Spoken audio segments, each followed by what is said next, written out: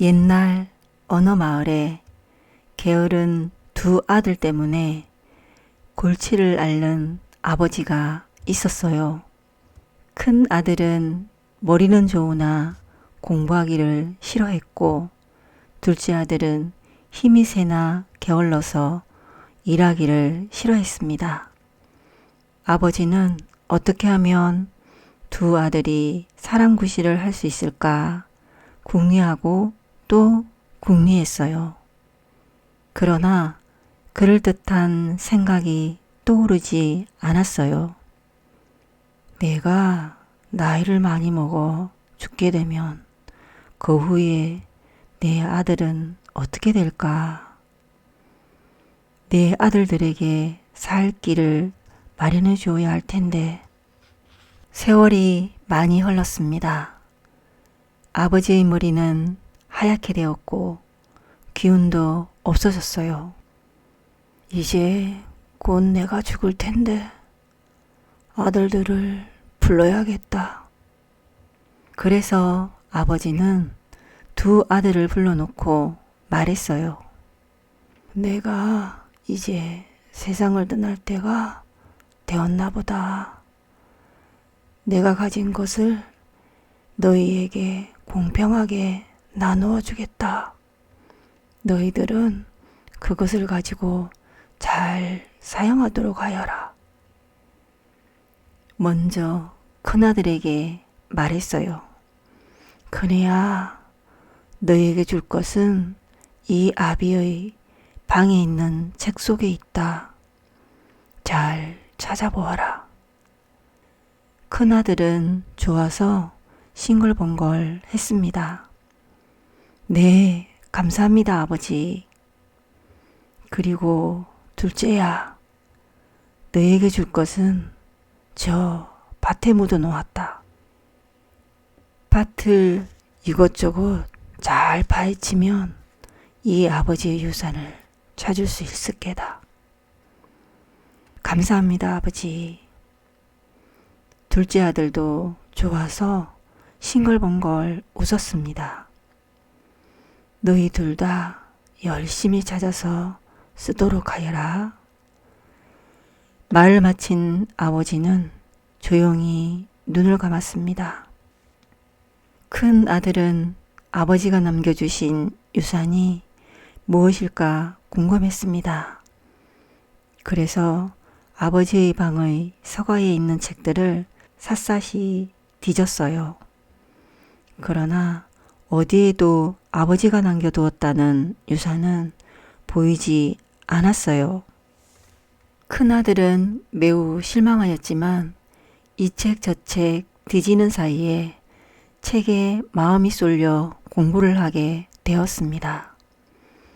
그래서 큰아들은 마침내 과거에 급제하게 되었습니다. 그제야 큰아들은 아버지가 주신 유산이 무엇인지 깨닫게 되었습니다. 아버지의 유산은 바로 이것이었군요. 감사합니다, 아버지. 둘째 아들은 밭으로 나가 아버지의 유산을 찾기 위해 갱이로 열심히 밭을 죽었습니다. 그러나 아버지의 유산은 물론 아무것도 나오지 않았어요. 휴, 공연히 힘만 뺐네. 가만히 있자. 기왕 일군 땅이니 곡식이나 심어볼까? 둘째 아들은 밭에다 여러 가지 씨앗을 뿌렸습니다. 곡식은 무럭무럭 자랐습니다. 그리고 가을이 되자 씨앗들은 몇천 배, 몇만 배의 곡식이 되어 둘째 아들을 부자로 만들어 주었습니다. 그래서 둘째 아들도 아버지가 남겨주신 유산이 무엇인지 깨닫게 되었답니다. 아버지의 유산이 무엇인지 깨달았습니다. 감사합니다, 아버지. 벽시 한 톨로 왕비 뽑기. 옛날에 아주 작은 나라가 있었습니다. 이 나라는 젊은 임금님이 다스리고 있었습니다. 임금님이 결혼을 하려고 나라 안에 방을 붙였습니다. 왕비를 뽑는다는 소식을 듣고 마을마다 자기 마을에서 가장 예쁜 처녀를 골라 궁궐로 보냈어요. 그런데 임금님은 처녀들을 만나보지도 않고 궁궐에 들어왔던 기념으로 작은 벽시 한 톨을 선물로 주어 돌려보내는 거였어요. 임금님, 아래옵기 항공하오나 그것은 예의가 아닌 줄로 아옵니다. 대신들은 말을 했지만 임금님은 미소만 지을 뿐 아무 말씀도 없으셨어요. 그리고 세월이 흘러 3년이 지났어요. 어느 날 임금님은 3년 전에 벽시를 나누어 준 처녀들을 궁궐로 불렀습니다. 아가씨들은 기뻐하며 궁궐로 들어왔어요. 임금님께서는 아가씨들을 둘러보며 말씀하셨습니다. 3년 전에 내가 여러분에게 준 벽시 한 톨이 지금 어디 있는지 궁금합니다. 한 사람씩 말하도록 하세요. 워낙 작은 것이라 어디 있는지 잘 모르겠습니다. 첫 번째 아가씨가 말했습니다. 그래요. 작으니까 그렇기도 하겠군요. 임금님이 말했습니다. 주머니 속에 넣어두었는데 아마 옷을 빨 때 시냇물에 떠내려간 듯 합니다. 두 번째 아가씨가 말했습니다. 그래요. 가벼우니까 그렇기도 하겠군요. 임금님이 말했습니다. 임금님께서 주신 것이라 버리기가 아까워서 껍질을 까서 입속에 넣고 삼켰습니다. 세 번째 아가씨가 말했습니다. 그래요. 재밌군요. 임금님이 미소 지었습니다. 임금님께서 찾으실 것 같아 병 속에 고이 넣어 두었다가 이렇게 가지고 왔습니다. 네 번째 아가씨가 말했습니다. 허허, 머리가 좋은 아가씨군요. 임금님은 고개를 끄덕였습니다. 임금님이 다섯 번째 아가씨에게 다가갔습니다. 그런데 이 아가씨는 잠깐만 시간을 달라고 청하더니 곧 황소 한 마리를 끌고 왔습니다. 웬 황소요? 임금님이 놀라서 묻자 처녀가 공손히 대답했어요. 임금님께서 주신 벽시 한 톨을 미끼 삼아 새 한 마리를 잡았습니다. 그런데 그 새가 어찌나 아름다운지 어린 강아지 한 마리와 바꾸자는 사람이 있었습니다. 그래서 강아지를 데려다 키웠더니 어미개가 되었습니다. 어미개가 어찌나 집을 잘 보는지 이웃 동네 부잣집에서 새끼돼지 한 마리와 바꾸자고 해서 바꾸었어요. 그 새끼돼지를 키웠더니 어미돼지가 되었습니다. 그런데 그 어미돼지가 어찌나 탐스러운지 건너마을 잔칫집에서 어린 송아지 한 마리와 바꾸자고 했어요. 그 어린 송아지를 키웠더니 황소가 되었습니다. 호, 장하군요. 그래, 그 황소로 뭘 할 작정이었소? 임금님이 웃으면서 물었어요. 우리 마을에 자손이 없어 늙어가는 가난한 할머니와 할아버지가 계십니다. 그분들은 소가 없어 농사짓기가 어려워 고생을 많이 하십니다. 그분들에게 드리려고 합니다. 처녀가 임금님께 말씀드렸어요. 아, 당신이야말로 내가 찾던 신부감입니다. 나와 결혼해 주십시오. 임금님은 곧 처녀를 왕비로 맞아들여 작은 나라를 크고 튼튼한 나라로 만들었답니다.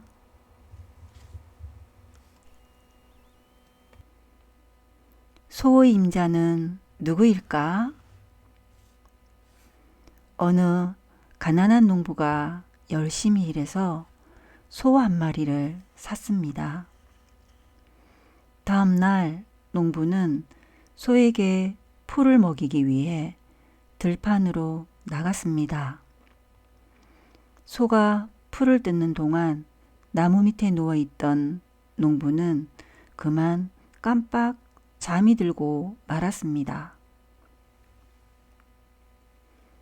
마침 그때 그곳을 지나가던 도둑이 잠든 농부를 보고는 농부의 소를 끌고 가버렸습니다. 한참 후에 깨어난 농부는 소가 없어진 것을 보고 깜짝 놀랐습니다. 허둥지둥 소를 찾아 헤매던 농부는 가까스로 자신의 소를 끌고 가는 낯선 사람을 만났습니다. 여보시오, 왜 남의 소를 끌고 가는 거요? 농부가 낯선 사람의 앞을 가로막고 물었습니다. 아, 이 소는 내 것인데 어디로 끌고 가든 댁이 무슨 상관이슈? 도둑은 시치미를 떼며 말했습니다. 뭐라고요? 이 소는 내 소요. 내가 어제 장에서 사온 소란 말이에요. 아니, 이 사람이 미쳤나? 남의 소를 보고 자기 소라니 참 기가 막히는군.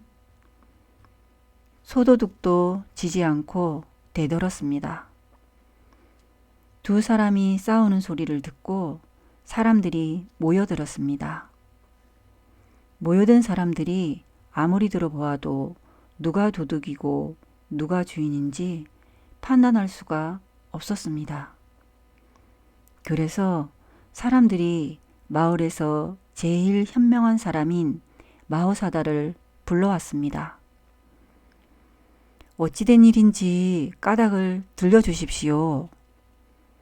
마호사다가 두 사람에게 조용히 물었습니다. 두 사람은 서로 다투며 자기가 소의 임자라고 말했습니다. 이 소는 내 소가 틀림없어요. 아니요, 이 소는 내 소란 말이요. 그때 마호사다가 한 사람에게 물었습니다. 당신은 오늘 아침에 그 소에게 무엇을 먹였습니까? 네, 저는 이 소를 사랑해서 참깨 가루와 강낭콩과 찹쌀죽을 먹였습니다. 마호사다가 다른 사람을 보고 물었습니다. 당신은 오늘 아침에 이 소에게 무엇을 먹였습니까? 우리 집은 가난해서 참깨 가루며 강낭콩, 찹쌀죽 같은 건 먹일 수가 없습니다. 그래서 풀만 먹였습니다. 마호사다는 두 사람의 대답을 듣고는 모여든 사람들에게 말했습니다. 여러분, 누가 마을에 가셔서 토하는 약을 조금 구해다 주십시오. 사람들이 마을에 가서 토하는 약을 구해오자 마호사다가 그 약을 소에게 먹였습니다. 그랬더니 잠시 후에 소는 뱃속에 있는 것을 모두 토해냈습니다. 그런데 소의 뱃속에서 나온 것은 풀뿐이었습니다. 마호사다가 참깨 가루와 강낭콩과 찹쌀죽을 먹였다는 사람을 향하여 조용히 말했습니다. 이 소는 당신 소가 아닌 게 분명하군요. 한국 창작동화 수상작가 정진. 엄마 산토끼와 비단구렁이. 어쩌면 좋아.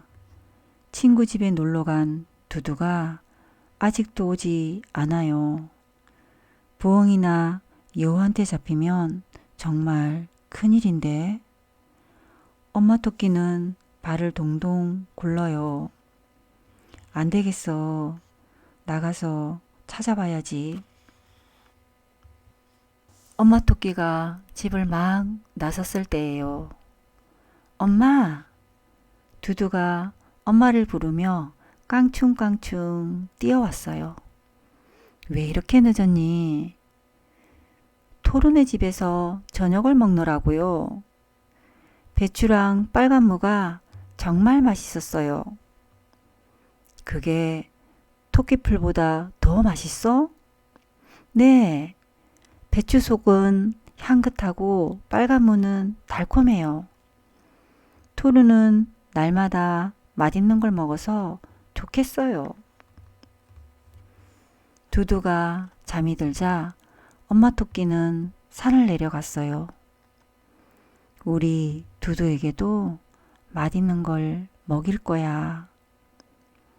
어디선가 부엉이와 여우가 푸엉 푸엉 캥캥캥 하고 우는 소리가 들렸어요. 엄마 토끼는 콩닥콩닥 가슴이 뛰었지만 꾹 참고 물이 나게 뛰어내려갔어요. 바로 여기구나. 엄마 토끼가 간 곳은 사람들이 가꾸는 밭이었어요. 배추며 빨간무, 시금치들이 줄지어 자라고 있었지요. 엄마 토끼는 먼저 배추밭으로 살금살금 들어갔어요. 엄마 토끼가 두 팔로 배추를 막 뽑아든 순간 갑자기 번쩍 하고 환한 빛이 비쳤어요. 요놈의 산토끼, 드디어 잡았다. 할아버지가 엄마 토끼의 두 귀를 획 낚아챘어요. 내가 밤마다 우리 밭을 망쳐놓았지. 어디 혼 좀 나봐라. 할아버지는 엄마 토끼를 동물원에다 팔아버렸어요. 할아버지, 어디서 이렇게 토실토실한 산토끼를 잡으셨어요? 비단구렁이 먹이로 주면 딱 좋겠는데요. 동물원 아저씨는 엄마 토끼를 건네받아 토끼장으로 휙 던져 넣었어요. 다음 날 동물원 아저씨는 노란 자동차에 토끼들을 실었어요. 토끼들은 발발 떨며 말했어요. 난 누구한테 잡아먹힐까? 난 호랑이 꼬리만 봐도 무서운데. 끽. 아저씨가 차를 세웠어요. 토실토실한 산토끼야, 이리 오렴. 아저씨는 엄마 토끼를 끌어내더니 비단구렁이 우리에 집어넣었어요. 오라, 이번엔 제법 큰 놈이군. 비단구렁이가 말했어요. 엄마 토끼는 가슴이 쿵쿵 뛰었어요. 꼼짝없이 죽게 됐구나. 그때 두두의 얼굴이 눈앞에 아른아른 떠올랐어요. 꼭 여기를 빠져나가야 해. 엄마 토끼는 용기를 내어 비단구렁이에게 말했어요. 정말 크고 아름다운 뱀이군요. 비단구렁이는 두 눈이 희둥그레졌어요. 태어나서 그런 칭찬은 처음 들어보거든요. 내가 징그럽고 무섭지 않니? 비단구렁이가 혀를 날름거리며 물었어요. 아니요, 멋지기만 한걸요. 다른 토끼들은 여기 들어오며 무서워서 꽁꽁 얼어버리지. 그런데 너는 그렇지 않구나. 엄마 토끼는 비단구렁이에게 성큼 다가가 말했어요. 그래도 아름다운 뱀에게 먹히게 되어 다행이에요. 무서운 호랑이한테 잡아먹히는 친구도 있는걸요. 정말 잡아먹혀도 괜찮아? 비단구렁이가 고개를 갸우뚱했어요. 사실은 아들 두두가 배추랑 빨간물을 꼭 먹고 싶다고 해서 그걸 구하려고 산을 내려왔는데, 아, 그러다가 잡혀왔구나. 지금 우리 아들이 애타게 엄마를 찾고 있을 거예요. 불쌍한 녀석. 엄마 토끼는 눈물을 뚝뚝 흘렸어요. 비단구렁이는 세상을 떠난 엄마가 생각났어요. 비단구렁이가 알 속에서 자라고 있을 때 엄마는 날마다 다정한 목소리로 속삭였지요. 아가야, 튼튼하게 자라서 꼭 알을 깨고 나오렴. 하지만 비단구렁이가 알을 깨고 나온 뒤 엄마는 시름시름 앓다가 그만 죽고 말았어요. 알 속의 아기들이 튼튼하게 자라도록 알을 품느라 기운을 다 써버렸거든요. 비단구렁이가 혀를 날름거리며 엄마 토끼에게 말했어요. 매일 똑같은 음식을 먹는 것은 지겨운 일이야. 맞아요. 그래서 우리 아들도 배추랑 빨간물을 먹고 싶었나 봐요. 엄마 토끼가 용기 있게 대답했어요. 조금 있으면 아저씨가 와서 너를 데려갈 거야. 내가 토끼를 먹지 않으면 늘 그렇게 하거든. 아저씨가 철문을 열면 잽싸게 도망가 버려. 엄마 토끼는 입을 꽉 다물고 고개만 끄덕였어요. 그때 철커덕 문이 열렸어요. 엄마 토끼는 열린 문틈으로 불이 나게 달아났어요. 이놈의 토끼, 거기 서라. 아저씨가 엄마 토끼를 쫓으려 하자 비단구렁이가 아저씨의 허리를 칭칭 감았어요. 엄마 토끼는 산 쪽으로 허겁지겁 뛰어갔어요. 그날 밤 비단구렁이는 꿈속에서 엄마 토끼와 두두를 만났어요.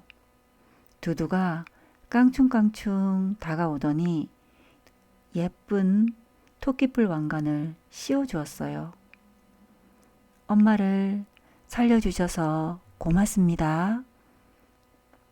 두 눈을 꾹 감은 비단구렁이가 빙그레 웃었어요. 생각하는 사과나무, 단숨에 읽는 10분 동화. 고기잡이 소년과 두디둠둠 도깨비.